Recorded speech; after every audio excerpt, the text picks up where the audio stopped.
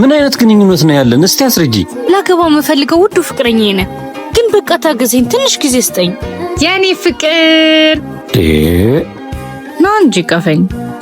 ምንድነው የለበሽው? ተነጋግረን አውርተን የጨረስነው ነገር ነው አይደል? ምንድነው የተነጋገርነው? ስንት ዓመት ነው የምንነጋገረው? እስኪ አስቢው፣ የሞተ ፍቅረኛሽን እያሰብሽ ይሄንን ማቅ ለብሰሽብኝ ስትመጪ፣ ቆይ ምንድነው ሰውስ የሚለው? ለእኔ ሳታስቢልኝም እንዴ? እኔ እንኳን ቤተሰቤን ያጣሁት እንዳንቺ አልሆንኩ።